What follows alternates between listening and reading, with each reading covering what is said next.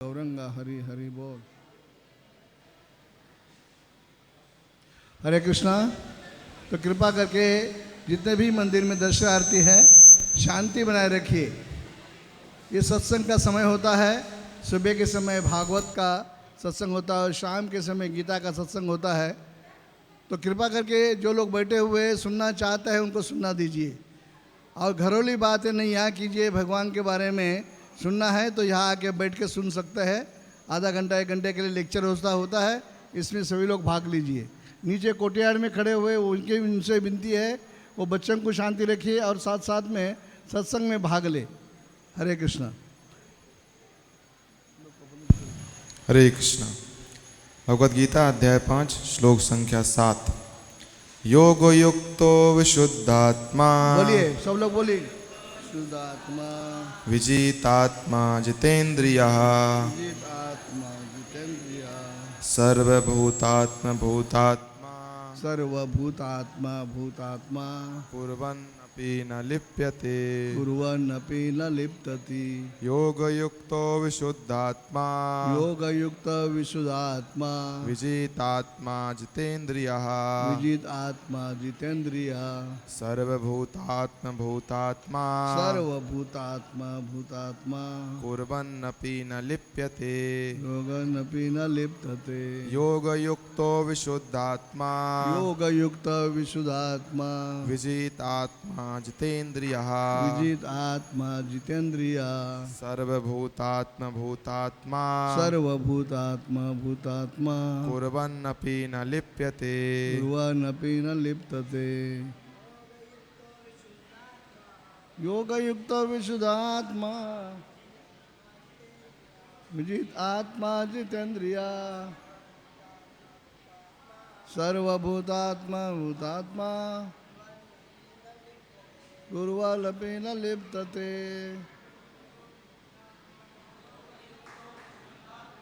सब लोग बोलिए, जोर से बोलिए।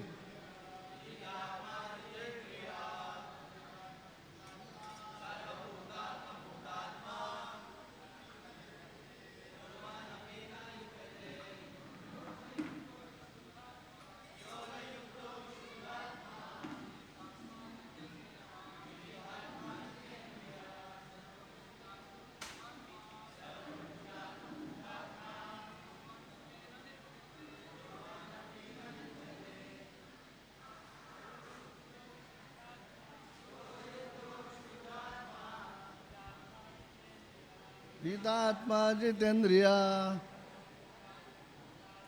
सर्वभूतात्मा भूतात्मा कुर्वन्नपि न लिप्तते। योग युक्त विशुद्धात्मा विजितात्मा जितेंद्रिय सर्वभूतात्मा भूतात्मा कुर्वन्नपि न लिप्तते। योग युक्त विशुद्धात्मा विजित आत्मा जितेंद्रिय। हरे कृष्णा। निकलिए निकलिए निकलिए, भगवान के सामने निकलिए। जा रहा आदमी पूरी। योग युक्त विशुद्धात्मा विजित आत्मा जितेंद्रिय आत्मा कुर्वन्नपि न लिप्तते। योग युक्त विशुद्धात्मा आत्मा जितेंद्रिय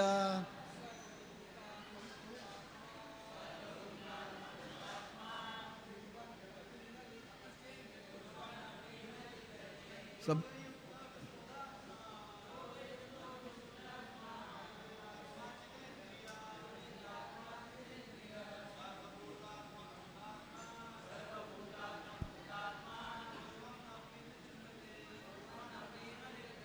हो गए भक्त।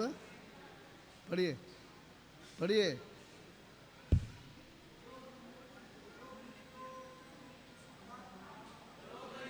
विशुद्धात्मा जितेंद्रिय सर्वभूतात्मा भूतात्मा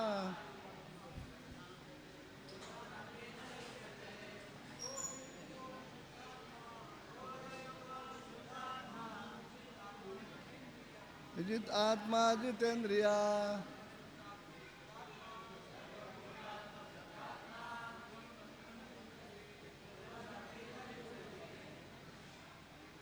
पढ़िए प्रभु जी।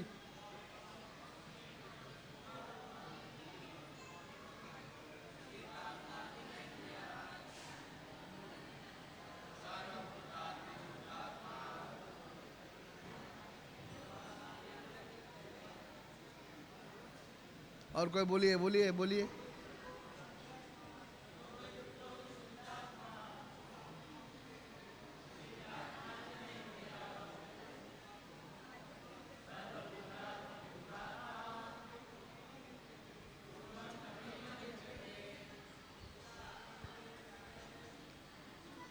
हो गया? माता जी को पढ़ना चाहता है? हरे कृष्ण। तो कृपया शांति बनाए रखिए थोड़े समय के लिए। अभी इसका अनुवाद और तात्पर्य पढ़ा जाएगा, ध्यान से सुनिए। देखिए यहाँ हम बैठे हुए हैं तो अपने मन बुद्धि और शरीर को लेके बैठिए। अगर यहाँ क्योंकि बाहर में जो शोर हो रहा है इसको चुप नहीं कर सकते हैं, वो नशा में है वो लोग, क्योंकि वो दर्शन करने के लिए आए हुए हैं, वो खूब बातें करना चाहते हैं मंदिर में ही, इसीलिए उनसे कोई सरोकार नहीं है हमारा। लेकिन यहाँ जो बैठे हुए सज्जन, उनसे मेरी विनती है कि आप लोग शांति से अपने मन बुद्धि आंग सबको लेकर बैठिए और सुनिए क्या भगवान बता रहे। बोलो बोलो बोलो बोलो, अनुवाद बोलो, तात्पर्य बोलो। शब्दार्थ। योग युक्ता, योग युक्ता, भक्ति में लगे हुए, भक्ति में लगे हुए, विशुद्धात्मा, विशुद्ध आत्मा, शुद्ध आत्मा, शुद्ध आत्मा, विजित आत्मा, शुद्ध आत्मा, आत्म संयमी, आत्म संयम, जितेंद्रिय, जितेंद्रिया, इंद्रियों को जीतने वाला, इंद्रियों को जीतने वाला, सर्वभूत, सर्वभूत, समस्त जीवों के प्रति, समस्त जीवों के लिए, आत्मभूतात्मा, आत्मभूतात्मा, दयालु, दयालु, कुर्बन्नपि, कुर्वन्नपि, कर्म में लगे रहकर भी, कर्म में लगे रहकर भी, ना काम कभी नहीं, कभी नहीं, लिप्यते, लिप्तते, बनता है। लिपता है। अनुवाद। जो भक्ति भाव से कर्म करता है, जो विशुद्ध आत्मा है और अपने मन तथा इंद्रियों को वश में रखता है, वह सभी को प्रिय होता है और सभी लोग उसे प्रिय होते हैं। ऐसा व्यक्ति कर्म करता हुआ भी कभी नहीं बनता। तात्पर्य। जो कृष्ण भावनामृत के कारण मुक्ति पथ पर हैं, वह प्रत्येक जीव को प्रिय होता है और प्रत्येक जीव उसके लिए प्यारा है। यह कृष्ण भावनामृत के कारण होता है। ऐसा व्यक्ति किसी भी जीव को कृष्ण से पृथक नहीं सोच पाता। जिस प्रकार वृक्ष की पत्तियां तथा टहनियां वृक्ष से भिन्न नहीं होती, वह भली भांति जानता है कि वृक्ष की जड़ में डाला गया जल समस्त पत्तियों तथा टहनियों में फैल जाता है, अथवा आमाशय को भोजन देने से शक्ति स्वतः पूरे शरीर में फैल जाती है। चूँकि कृष्ण भावनामृत में कर्म करने वाला सबों का दास होता है, अतः वह हर एक को प्रिय होता है। चूँकि प्रत्येक व्यक्ति उसके कर्म से प्रसन्न रहता है, अतः उसकी चेतना शुद्ध रहती है। चूँकि उसकी चेतना शुद्ध रहती है, अतः उसका मन पूर्णतया नियंत्रण में रहता है। मन के नियंत्रित होने से उसकी इंद्रियां संयमित रहती हैं। चूँकि उसका मन सदैव कृष्ण में स्थिर रहता है, अतः उसके विचलित होने का प्रश्न ही नहीं उठता। ना ही उसे कृष्ण के संबंध कथाओं के अतिरिक्त अन्य कार्यों में अपनी इंद्रियों को लगाने का अवसर मिलता है। वह कृष्ण कथा के अतिरिक्त और कुछ नहीं सुनना चाहता। वह कृष्ण कथा के अतिरिक्त और कुछ सुनना नहीं चाहता। वह कृष्ण को अर्पित किए हुए भोजन के अतिरिक्त अन्य कुछ नहीं खाना चाहता और ना ऐसे किसी स्थान में जाने की इच्छा रखता है जहाँ कृष्ण संबंधी कार्य ना होता हो। अतः उसकी इंद्रियां वश में रहती हैं। ऐसा व्यक्ति जिसकी इंद्रियां संयमित हों, वह किसी के प्रति अपराध नहीं कर सकता। इस पर कोई यह प्रश्न नहीं कर सकता है, तो फिर अर्जुन अन्यों के प्रति युद्ध में आक्रामक क्यों था? क्या वह कृष्ण भावनामृत नहीं था?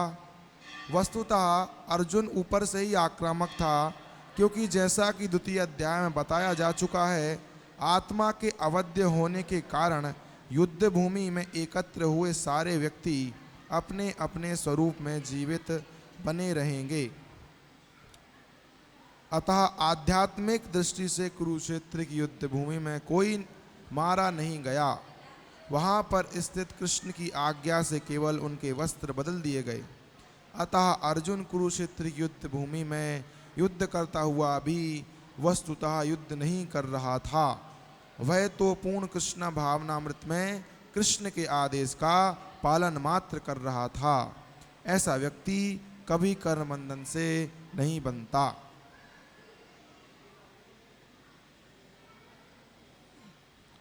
ओम अज्ञानतिमिरन्धस्य ज्ञानञ्जनशलाकया चक्षुरुन्मीलितं येन तस्मै श्रीगुरुवे नमः। श्रीचैतन्यमनोभीष्टं स्थापितं येन भूतले स्वयं रूपगदा मह्यं ददाति च पदातिकं वन्देऽहं श्रीगुरुं श्रीयुतापदकमलं। श्रीगुरुं वैष्णवांच श्रीरूपं साग्रजातं सहगणं रघुनाथं तं सजीवं साद्वैतं सावधूतं परिजनसहितं कृष्णचैतन्यदेवं श्रीराधाकृष्णपादान् सगलिता श्रीशाखावितं च। हे कृष्ण करुणा सिंधु दीनबंधु जगतपते गोपेश गोपिकांत राधा कांत नमस्ते। तप्त कंचन गौरंगी राधे वृंदावनेश्वरी वृषभानुसुते देवी प्रणममि हरिप्रिय। वंचाकल्पतरुभ्यो च कृपा सिन्धुभ्यो च पतितं पावनेभ्यो वैष्णवेभ्यो नमो नमः।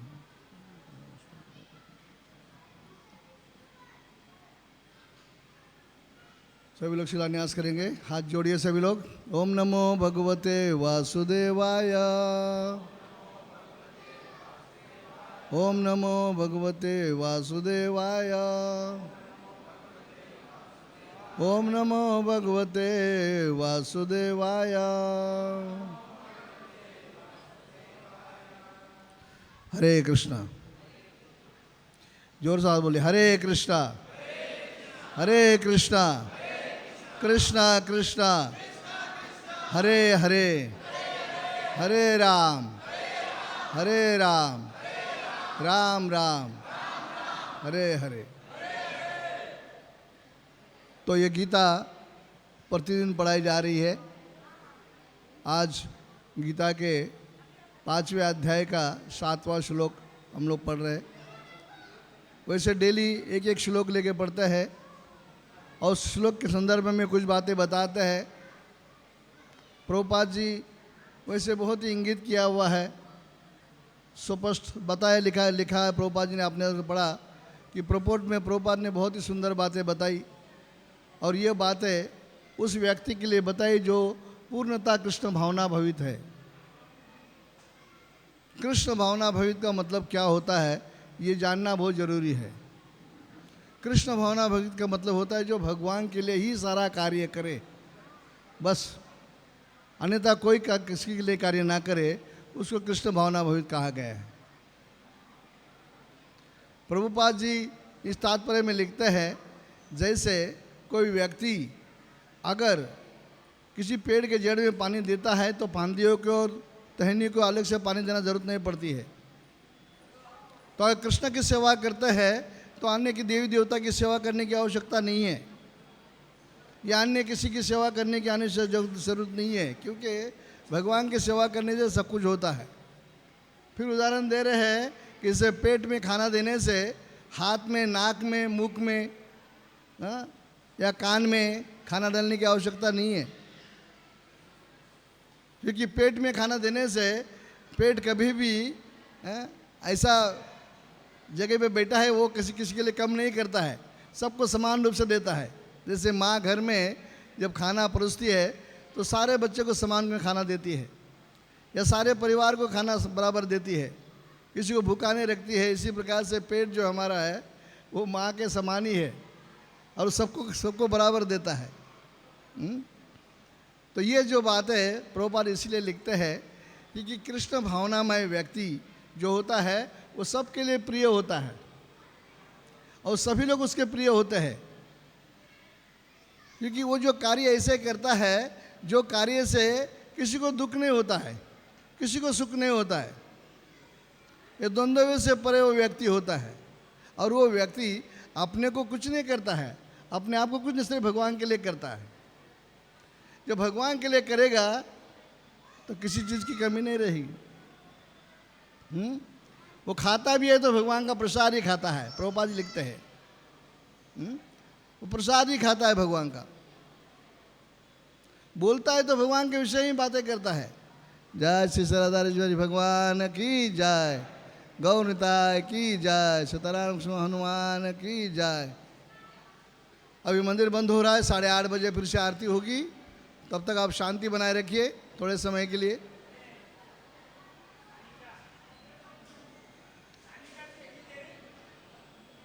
तो ये जो व्यक्ति है वो सब कुछ कृष्ण भावना में करता है। शांति रखिए, शांति रखिए। कुंभ मेले में नहीं आए हुए हो, शांति रखिए। कोई किधर गया उसे चिल्ला चिल्ला के बोलना जरूरत नहीं है।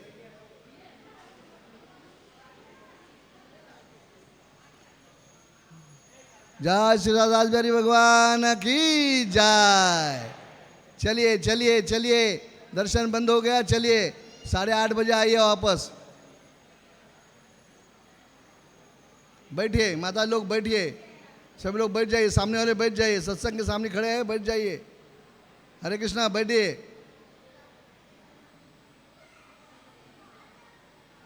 तो जो व्यक्ति है अगर वो खाता भी है तो भगवान का प्रसाद खाता है, प्रभुपाद लिखते हैं, और बोलता भी है तो भगवान के बारे में बातें करता है। सब कुछ भगवान के लिए ही करता है।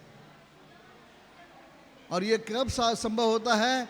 जब हम किसी साधु संग में आते हैं, किसी व्यक्ति के माध्यम से सीखते हैं, तभी सीखा जाता है, उससे पहले नहीं सीखा जाता है। सिक्योरिटी, हरे कृष्णा, इनको चुप कराओ।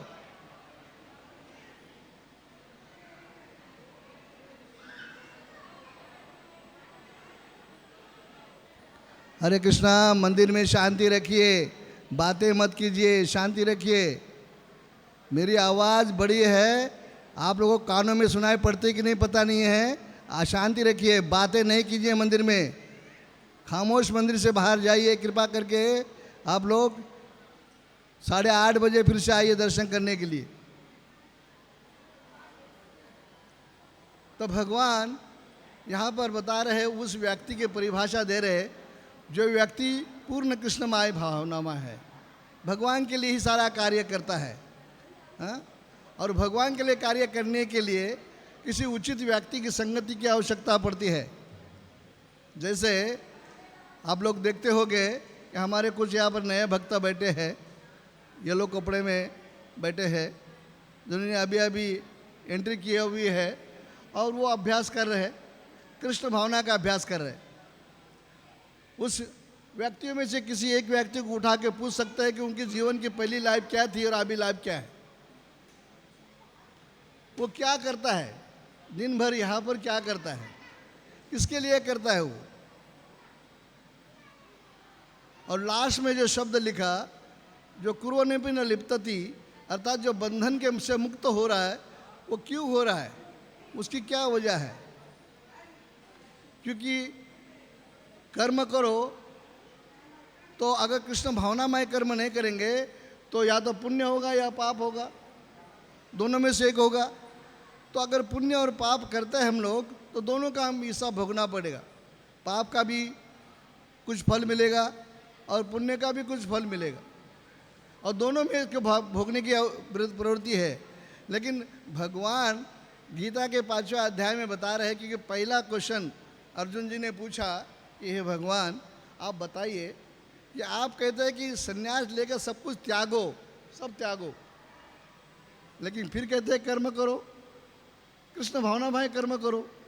तो कृपा करके बताइए कि निश्चित क्या किया है, मेरे लिए कौन सा कर्म करना चाहिए जिसमें लाभ ही लाभ हो। ये भगवान के लिए प्रश्न पूछा था अर्जुन जी ने, और भगवान ने यही प्रश्न का उत्तर दिया है कि भाई जो सारे कर्म तो करता है और करना चाहिए, सन्यासी के लिए के मुक्ति के लिए सब त्यागना चाहिए, लेकिन भक्तियुक्त तो भक्ति के जो करता है, कृष्ण भावनामय भक्ति करता है, तो उसको त्यागने की आवश्यकता नहीं है। हरि बोल, नीचे जाओ नीचे जाओ नीचे जाओ, भगाओ बाहर सबको, बोलो बोलो बाहर जाओ, चलिए, तो बातें मत करो।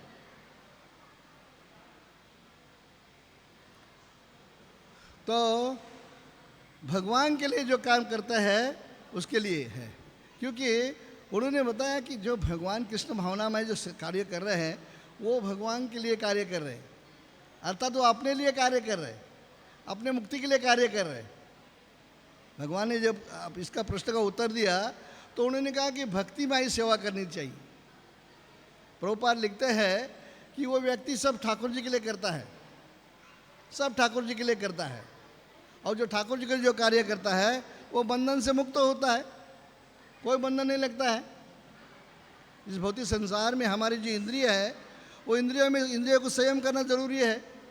अगर इंद्रियों को हम संयम नहीं करेंगे तो हमारा मन हमारे बस में नहीं रहेगा और हमारी इंद्रिय हमारे बस में नहीं रहेगी, और जो चाहिए वो हम कर सकते हैं, और जो चाहिए होगा वो पाप ही होगा। हाँ? हो सकता है कभी कभी पुण्य भी हो जाए और पुण्य का भी फल नाशवान मिलेगा आपको। हाँ? अगर पुण्य करते हैं, बड़ा सा बड़ा पुण्य करते हैं आप लोग, तो उसका भी फल आपको नाशवान ही होगा, क्योंकि स्वर्गलोक जाना है, स्वर्गलोक में भोग भोगना है अच्छी तरह से, और फिर संसार में आना है। विशंति मृत्यु लोकम, संसार में आना है उस भोग को भोगने के लिए कि आपने जो बहुत बढ़िया काम किया था, किसी के लिए कुआं खोदा, किसी की शादी के लिए मदद किया, हाँ? किसी को अन्य कुछ कार्य के लिए बाहर कर दिया, ये सब काम कर दिया आपने, ये बड़ा काम है, बहुत उपकार है, सब करना चाहिए। लेकिन ये कहाँ तक लेके जाता है? स्वर्ग तक लेके जाता है, स्वर्ग से ऊपर नहीं जा सकते आप लोग बस। लेकिन भगवान इस अध्याय में और ये श्लोक में बात जो कर रहे हैं वो इससे परे की कर रहे हैं। तो 3 गुण जो है, रजगुण तमगुण, इससे परे की बात हुई, शुद्ध सत्व की बात हो रही है यहाँ पर।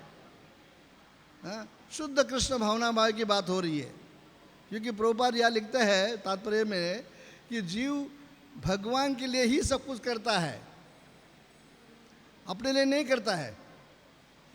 रसोई जब बनाता है तो ठाकुर जी के लिए रसोई बनाता है, उसके लिए कोई कमी नहीं होती है। हाँ? जो कपड़ा बनाता है भगवान के लिए ही कपड़े बनाते हैं, या भगवान के लिए ही सारा काम करते हैं, मंदिर साफ करते हैं भगवान का ही मंदिर साफ करते हैं।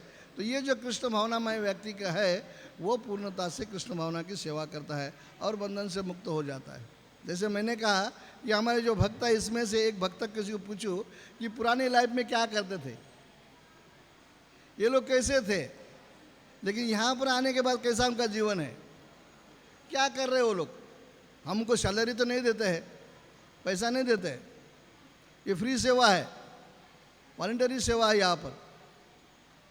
और ये सेवा में उनको कभी भी आप उनके मन में ये नहीं आता कि क्या कर रहा हूँ, MD BCom क्या क्या करके आया हूँ यहाँ पर, और यहाँ झाड़ू मार रहा हूँ, मंदिर में झाड़ू मार रहा हूँ, ये सब क्या है,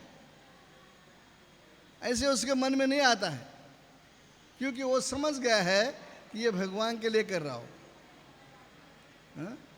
मुक्ति के ऊपर की बात हो रही है, इसीलिए भगवान ने, प्रभुपाद जी ने बताया जो मुक्त आत्मा है उसको भी कर्म त्यागना चाहिए, लेकिन ये नियुक्त कर्म करना है।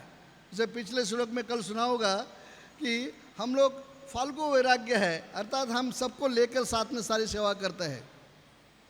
प्रभुपाद जी ने कभी नहीं कहा कि सब त्याग दो त्याग दो त्याग दो, नहीं, सबको अपना लो और भगवान का भजन करो, और सभी लोग साथ में रहने से भगवान का भजन करने के लिए आनंद है। इसीलिए प्रभुपाद जी ने कहा हमारे जो लाइफ मेंबर है कि हमारे जो सदस्य है और कांग्रेगेशन, उनको कहते हैं घर को ही मंदिर बनाओ, परिवार को ही भक्त बनाओ और भक्ति करो, वहाँ पर भी भगवान को रखो और भगवान की सेवा करो। भगवान आपके सेवा स्वीकार करेंगे कि भगवान क्या चाहते हैं। हाँ? यहाँ लिखते हैं प्रभुपाद जी, जो भक्त लोग प्रसाद खाते हैं वो भगवान को अर्पण करते हैं, पहले भगवान को अर्पण करते हैं फिर प्रसाद खाते हैं। आप अपने घर में भी वो भगवान को प्रसाद आप अर्पण करके प्रसाद खा सकते हैं, क्योंकि भगवान जो है वो प्रेम के भूखे हैं, वो देखते हैं कि किस प्रकार से मेरे को अर्पण का ऑफर कर रहा है। और खाते भी क्या है, पत्रम पुष्पम फलम तोयम, थोड़ा सा जल दिया, थोड़ा सा पत्र दिया, पात्र दिया, तो बहुत अच्छा से खाता है भगवान। यही तो भगवान की इच्छा होती है। भगवान ने सब कुछ बनाया है हमारे लिए, लेकिन उसमें से कुछ उठा के देना है। हमारा अपना तो है ही नहीं कुछ भी, लेकिन उसमें से कुछ उठा के देना है। जो भगवान की संपत्ति है, उसे पिछले श्लोकों में बताया है, पिछले श्लोकों में आगे पढ़े होगे आप लोगों ने, ये बताया ये सब कुछ भगवान का है, हमारा अपना कुछ नहीं है। प्रभुपाद तात्पर्य में लिखते हैं कि भगवान ने ही सब संसार बनाया है और हमें यहाँ संसार में लाया है बस, और संसार को भोग रहे हैं हम लोग। लेकिन जब संसार में भोक्ता बनने की जब प्रवृत्ति होती है, तब जाके संसार का बंधन में लगता है कि हम भोगना चाहते हैं, प्रभुत्व प्राप्त करना चाहते हैं, और इसी चलते हम संसार में आए हुए हैं। नहीं तो हम विशुद्ध आत्मा है। ये तो डबल डबल कहा गया, शुद्ध आत्मा विशुद्ध आत्मा। आत्मा क्योंकि आत्मा जो है वो शुद्ध है, लेकिन संसार में क्यों आया है, क्या वजह है संसार में आने का, क्यों कष्ट उठा रहा है ये आत्मा, क्यों कष्ट उठा रहा है शरीर के साथ में, कुत्ता बिल्ली का शरीर लेकर, पेड़ पौधे का, कीड़े मकोड़े का, पक्षी को शरीर लेके ये आत्मा कष्ट उठा रहा है, क्यों उठा रहा है, इसकी वजह क्या है। शुद्ध आत्मा कैसे बद्ध हो गया है, इसकी ही परिभाषा यहाँ पर बताया गया कि वास्तविकता जो कृष्ण भावनामय कार्य नहीं करता है वो आत्मा बद्ध हो जाता है, वो आत्मा संसार में बन जाता है। और जब संसार में आत्मा बन जाएगी तो कोई निकालने का साधन नहीं दूसरा, जब तक भगवान के पास वापस ना आए, जब तक हमारी कृष्ण भावना, सोई हुई कृष्ण भावना को हम सुप्त रूप से जागृत ना करें, तब तक हम उसको नहीं उठ चका सकते। इसीलिए ये आत्मा जो है ये भगवान के शुद्ध आत्मा है। कभी कभी आप देखिए प्रभुपाद उदाहरण देते हैं, वो कहते हैं कि जो वर्षा का पानी गिरता है उसको कभी हाथ में पकड़िए तो ये जो पानी होता है एक क्रिस्टल वाटर होता है, बढ़िया ही चकाचक होता है, लेकिन वही पानी जब धरती से मिल जाता है तो उसका कलर बदली हो जाता है। देखो आप कभी खड़े होकर देखो, इसका अनुभव करो आप। पानी शुद्ध था, एकदम प्योर पानी है। मेघ ने बहुत सारा समुद्र से लेके, वो खारा पानी था उसको लेके अपने पास रख के उसको शुद्ध करके हमें दिया है पानी, लेकिन वही पानी जब धरती से मिल जाता है तो गंदा हो जाता है, चिकड़माय हो जाता है, धुंधला हो जाता है। क्यों ऐसा होता है, इसकी क्या वजह है, एग्जाम्पल दिया गया है इससे समझने का कि आत्मा भी शुद्ध था, लेकिन संसार में आने से रजगुण तमोगुण की और सभी इंद्रियों के चलते पतित हो गया आत्मा। ये आत्मा का कर्षण हो गया है। क्योंकि भगवान कहते हैं आत्मा मेरी है, और भगवान कैसे है, सच्चित और आनंद। हम कैसे है, सच्चित और आनंद। इसमें दो राय नहीं है, दो राय नहीं है। मैं भी सच्चित आनंद हूँ, भगवान भी सच्चित आनंद है। लेकिन मैं बद्ध कैसे हुआ, ये सच्चित आनंद जो जीव है ये अपने आप को सच्चित आनंद कह रहा है कि ये बद्ध कैसा संसार में क्यों पड़ा हुआ। इसकी यही कारण है कि ये जो संसार का जो भोग है ये भोगने की प्रवृत्ति मुझे में आ गई, भोगने के लिए मैं यहाँ आया हूँ। इसीलिए भगवान ने हमको अलग निकाल के रख दिया है, एक ऐसा संसार बनाया है, एक ऐसा भूतल बनाया है। वहाँ पर भगवान ने कहा कि जाओ बेटा, वहाँ जगह जाओ, वहाँ एक पत्नी के मालिक बनो, एक दुकान के मालिक बनो, एक घर के मालिक बनो, एक देश के मालिक बनो, जो बनना है बनो। इधर 50 मालिक नहीं चाहिए, एक मालिक है, सबका मालिक एक। इधर 50 भगवान नहीं है, एक भगवान है। इधर आज हमारे कितने भगवान हैं, हम देखते सारे भगवान भगवान भगवान भगवान। हाँ, तो भगवान कहते ये जगह तुम्हारे लिए ठीक नहीं है। और जब हम इस संसार में आते हैं तो वो प्रवृत्ति हमारे अंदर है, हम ऐसे करते हैं, हम रजगुण तमोगुण में आके फंसते हैं। भगवान कहते ये जीव जो है मेरा अंश है, मम्मी अंश जीव लोके जीव भूत सनातनम मनशिष्टान इंद्रियानि प्रकृतानि कर्षति, संघर्ष कर रहा है। कर्षति, कर्षति का मतलब होता है जिस प्रकार कभी कभी अभी गर्मी का समय है, किसी गन्ने के दुकान में जाके देखिए, गन्ना का जो जूस निकालने वाला व्यक्ति है वो क्या करता है, एक दो डंडी लेके वो गन्ने के मशीन में डालता है, और गन्ने के मशीन में डाल के खूब घुमाता है, जूस निकल जाता है।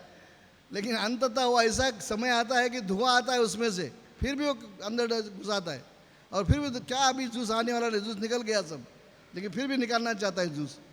तो वैसे ही हम भी अपनी इंद्रिय के माध्यम से संसार में जूस निकालना चाहते हैं। करशति, संघर्ष कर रहे हैं। पत्नी में सुख मिलेगा, बच्चे में सुख मिलेगा, धन में सुख मिलेगा, मान सम्मान में सुख मिलेगा, क्या क्या करके इसको प्राप्त करते हैं, लेकिन इसमें सुख नहीं मिलता है। यह आत्मा इससे सुख नहीं होगी जब तक ये आत्मा परमात्मा का सानिध्य प्राप्त नहीं करेगी, तब तक ये आत्मा सुखी नहीं होगी। और कोई राय नहीं है, और कोई राय नहीं है इसके लिए। इसीलिए हम लोगों को भगवान का सानिध्य प्राप्त करना चाहिए। इस श्लोक में इसी बात बताया गया है, वो व्यक्ति लिप्त नहीं होता, अर्थात वो व्यक्ति कर्म बंधन में नहीं बगता है जो पूर्णता से कृष्ण भावनामय सेवा करता है। अर्थात सब कुछ करता है, यद करोसि यद उन्नासि यद जो ददासि यद तपस्या से कुंती तत्कुरुष मदार्पणम। सब कुछ मुझे अर्पण करो, मेरा है मुझे अर्पण करो, आपका नहीं है। आप नंगे आए थे बाबू, कपड़ा भी नहीं साथ में लाए थे, इधर धाई ने एक धोती फाड़ के आधा लिपट के आपको बांध दिया, आपके पास कुछ भी नहीं था। लेकिन संसार में आने के बाद वाह बाबूजी कितने बड़े हो गए, मंदिर में क्यों जाना चाहिए, भगवान का दर्शन क्यों करना चाहिए, काय के लिए उसकी पूजा करनी चाहिए, काम किए बिना क्या खाने को मिलेगा क्या, ये सारी भाषा बोलते हैं हम लोग। किसका सुन के बोलते हैं? माया का सुन के बोलते हैं। माया सब पट्टी पढ़ाती है हम लोगों को। भगवान के अपोजिट में माया है। इसलिए हमारे गोस्वामी गण कहते हैं, कृष्ण भूलि से जीव भोगवांचा करे, निकटस्थ माया तारे झापटिया धरे। क्या कह रहे? कृष्ण भूलि से जीव भोगवांचा करे, निकटस्थ माया तारे झापटिया धरे। बस मर जाओगे, वो माया का ऐसा चापड़ पड़ेगी आपको, फिर आप नहीं उठ सकते संसार से, कोई उठाने वाला नहीं है। जब तक भगवान चैतन्य महाप्रभु इस भवसागर से हमको उद्धार नहीं करने को आते, तो हम नहीं उठते इस संसार से। क्योंकि भगवान कहते हैं जो माया है ना, ये बड़ी ही ठगनी है। इसका रंग बेरंगी बहुत सुंदर दिखता है, लेकिन वो असली नहीं है, नकली है, सब नकली है, हैं? आप लोग किसी लड़की से मोहब्बत किए, प्यार किए, क्या रंग था उस समय, क्या ढंग था उस समय, बताइए कितने आनंद था उस बातों में। कल राधेश्याम प्रभु एक लेक्चर दे रहे थे, उसमें बताया कि भगवान मदन मोहन 3 या 4 बाण छोड़ते हैं। तो पहला बाण है हंसमुख बाण। क्या लड़की हंस दिया, क्या मैं वाह हंस गई, मतलब फंस गई बस। तो बस हो गया। फिर ऐसा मन में आता है, लड़की के मन में आता है, लड़के के मन में भी आता है, क्या आनंद है। बस अभी आनंद ही आनंद करने का, दोनों का मिलन हो गया, आनंद आनंद है। लेकिन कुछ ही समय के बाद दूसरा आनंद उत्पन्न हो जाता है, और दुग्धामय आनंद उत्पन्न हो जाता है। ना वो उससे मिल सकता है, नहीं इसके माता पिता मनाए कर रहे, इसके माता पिता मनाए कर रहे, हो गया लफड़ा। आगे नहीं कर सकते हैं। ये कामदेव की चितवन है, ये कामदेव सब बाण मार रहा है तुमको। और आखिर में उन्होंने कहा कि कामदेव हम सबको फंसा रहा है, सबको फंसा रहा है। भगवान ही माया के द्वारा हमें इस संसार में फंसाते हैं। क्या किया जाए, क्योंकि हम एग्जाम में बैठे हुए जीव है। ध्यान दो बंधुओं, अगर हम 1 साल के लिए स्कूल में जाते हैं या कॉलेज में जाते हैं और अभ्यास बराबर नहीं करेंगे, तो किसी गलती है, मार्क कैसे मिलेंगे हमको? अच्छा, अगर हम 1 साल अभ्यास अच्छी तरह से ना करने के वजह से अगर हम उस कक्षा में पास नहीं हुए, तो क्या मिलेगा हमको? क्या मिलेगा? वही टीचर, वही मित्र, वही किताबें, वही सब कुछ वही मिलेगा आपको, और कुछ नहीं मिलेगा आपको। तो संसार में जो हम जीव आए हैं, भगवान ने हमें एग्जाम के लिए भेजा है। क्यों? क्योंकि श्रीमद् भागवतम के 3rd कैंटो में माता देहूति और कपिल देव का संवाद है। उस संवाद में बताया जाता है कि भगवान के सामने हम सभी लोगों ने प्रतिज्ञा की। क्या किया हम लोगों ने? प्रतिज्ञा की। कब प्रतिज्ञा की? जब उल्टे टंगे थे तब। समझ में आ रहा है मेरी भाषा? जब उल्टे टंगे थे हम लोग, तब प्रतिज्ञा की है। कब उल्टे टंगे थे हम लोग? हाँ, माँ के पेट में उल्टे टंगे थे बाबूजी। हाँ, तब हमने प्रतिज्ञा की कि हे प्रभु सीधा करो, जल्दी जल्दी ये नरक से निकालो बाहर। हाँ, ये पेशाब की और गंदगी की थैली में रखा है मुझे, ये कृमि कीड़े काट रहे हैं, मैं खुजा भी नहीं सकता हूँ, निकालो जल्दी जल्दी। मैं क्या करूँगा? भजन करूँगा आपका, मैं आपका भजन करूँगा और कुछ नहीं करूँगा मैं। सभी लोगों ने बोला है, सभी लोगों ने बोला है। और भगवान ने कहा कि बेटा एक बार, दो बार, तीन बार भजन करोगे, भजन करोगे, भजन करोगे? हाँ भजन करेंगे। और आधवायु के धक्का मार के बाहर निकाल दिया। संसार में आते ही हम लोग रजगुण तमगुण की चादर ओढ़ ली और हम सब कुछ भूल गए। वास्तविकता हम भूल गए हैं। मैं कौन हूँ, भगवान कौन है, उसका मेरा संबंध क्या है। ये मंदिर में पत्थर की मूर्ति प्रभुपाद जी ने खड़ा की, क्यों उसकी पूजा करनी चाहिए? क्या वजह है? कौन है वो? कौन बनाया संसार? समय पे गर्मी, समय पे ठंडी, समय पे बरसात, समय पे सारा ऋतु बदली हो रहा है। कोई प्रधानमंत्री कर रहा है आपका क्या? नहीं, ये भगवान कर रहे हैं, ये कृष्ण कर रहा है सब कुछ। मया अध्यक्षेण प्रकृति सुयत से चराचरम हे तो नान्य कौंती जगत भी परिवर्तित है। अर्जुन, ये प्रकृति मेरे आदेश में सारा कार्य कर रही है। सब कुछ इन जीवों को, भगवान के जीवों को है, सब भगवान देते हैं। लेकिन जीव मगर मस्त, हाँ, अपने में नशा में रहता है, माया के धुंध में रहता है और सब कुछ भूल जाता है। और वास्तविक एग्जाम में ध्यान नहीं देता है, पढ़ाई में ध्यान नहीं देता है। बहुत कुछ करने में ध्यान दिया, बहुत कुछ करने में ध्यान दे दिया आप लोगों ने, लेकिन पढ़ाई में ध्यान नहीं हुआ और बाद में फेल हो गए। बमलियाँ मारो यहाँ पर और कुछ हाथ में नहीं आएगा। आप मत समझो कि आपके पास गाड़ी है, बंगला है, मकान है, दुकान है, या हमको सहायता करेगी। क्या सहायता करेगी? आँख बंद होते ही सब कुछ नष्ट हो जाएगा। कौन खाएगा, क्या करेगा, इसका कोई भरोसा नहीं है। आप क्या करना चाहते हो? इस संसार में आए हो, ये जो संसार है ये 14 भवन है, एक भवन नहीं 14 भवन है। और हम भूतल पे निकट है, भगवान के नाभि में स्थित है हम लोग। कभी भगवान का रूप को देखो और भगवान में नाभि को देखो, तो भगवान के नाभि में हम स्थित है। और 7 लोग नीचे है, 7 लोग ऊपर है। बताइए, 100 साल की उम्र है, 40 साल की उम्र है, 60 साल की उम्र है, कौन सी टिकट ली है? इस मंदिर से बाहर जाओगे और रिक्शा वाले के पास बैठोगे, रिक्शा में बैठो तो बोले कहाँ लेके जाओ? लोखंडा लेके जाओ, गोरेगांव में जाओ, अंधेरी जाओ, कहाँ जाओ? नहीं नहीं, कहीं भी ले चलो। बोले नीचे उतरो, हमारे पास समय नहीं है, कहीं भी घूमने के लिए समय नहीं है मेरे भाई। भले तुम लाख रुपया दे दे, उतर जा, चल। क्या बोलेगा रिक्शा वाला? उतर जा। तो आपका डेस्टिनी बताना पड़ेगा, कहाँ जाना चाहते हो आप लोग। तो कहाँ डिसाइड किया हम लोगों ने? जनलोक, तपलोक, महरलोक, सत्यलोक, वैकुंठ लोक या गोलक वृंदावन? आतल, वितल, तलातल, महातल, रसातल, नरक में जाना चाहते हो?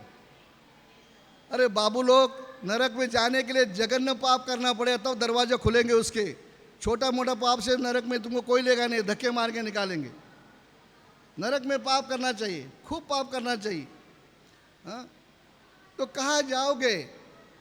गीता का उपदेश नहीं सुनोगे, भागवत का नहीं सुनोगे, गुरु नहीं करोगे, हाँ, उनके आज्ञा का पालन नहीं करोगे, मनुष्य शरीर प्राप्त करने के कि संसार में आके क्या करोगे? इसीलिए हम लोगों को भगवान का भजन करना चाहिए। कृपा करके सभी लोग ध्यान दीजिए और भगवान का भजन कीजिए। और भगवान का भजन करने के लिए कलयुग में बहुत सरल उपाय है, जो हरे कृष्णा महामंत्र का जप करना है। सभी लोग बोलिए हरे कृष्णा, हरे कृष्णा, कृष्णा कृष्णा हरे हरे, हरे राम, हरे राम, राम राम, हरे हरे। तो एक माला का जप डेली कीजिए। अगर भगवान के धाम जाना है या स्वर्ग में भी जाना है तो एक माला जप कीजिए, अन्यथा कहीं नहीं जा सकते हैं। इस संसार में आना पड़ेगा और कुत्ता बिल्ली बनना पड़ेगा और कुछ भी नहीं बनना पड़ेगा। इससे हमें यह गीता भागवत यही सिखाती है कि हर एक व्यक्ति को इस संसार से निकलने के लिए गीता भागवत का अध्ययन करना बहुत ज़रूरी है। धन्यवाद। हरे कृष्णा।